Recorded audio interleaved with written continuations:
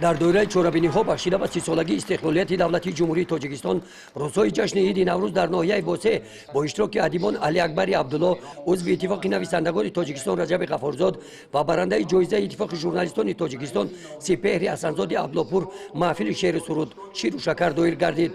در این همایش فرهنگی مخلصان از نزدیک با ادیبان ملاقات نمودند. در قسمت مقدموی چورابینی با شکرگزاری از دولت صاحب استقلال تنظیم و آسایشتگی دیار و تمنیات‌های دانه نوروزی ادیبان برنامه را آغاز نمودند.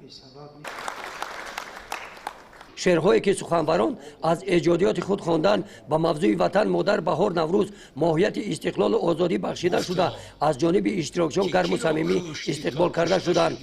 تاکید کرده شد که زبان تاجیکی زبانی که با آن آثار بیزوال رودکی انوری سنایی و سعدی فردوسی و حافظ جامعی و دانش کمال و شاهین انشا گشتند با شرافت صاحب استقلالی کوشش‌های پیگیرانه پیشوای ملت پرزیدنت جمهوری تاجیکستان محترم امام علی رحمان مقام دولتی گرفت.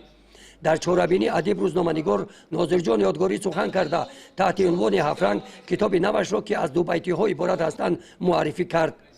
محفل ادبی با قرائت شعرها از ایجادیات ادیبان از جانب مخلصان چورابینی را باز هم رنگین‌تر گردانید. هنرمند خلقی تاجیکستان قربان علی رحمانوف و میرزا حاجیمدوف از ایجادیات شاعران غزل‌ها خوانده چورابینی را باز هم جالب‌تر گردانیدند.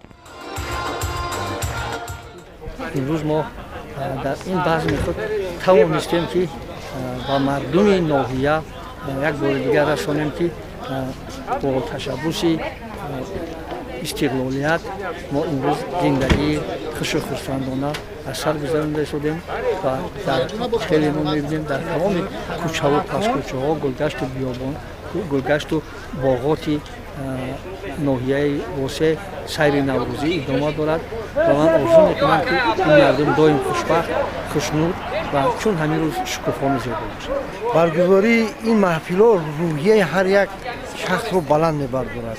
مهر و محبتی هر یک جوان رو با وطن با انسان خیلی زیاد نماید. این چورابینی فرهنگی همین طور با تاثیرات‌های نیک و لحظه‌های جالب و خاطرمان رسمی کلکتیوانه با ادیبان جنبست گردید. در انجام ادیبان با کتابخانه مرکزی ناحیه واسه 1000 عدد کتاب تحفه کردند. گزارش خواجه نظریف خدای نظر ظهروف از ناحیه واسه برای برنامه اطلاعاتی نوید.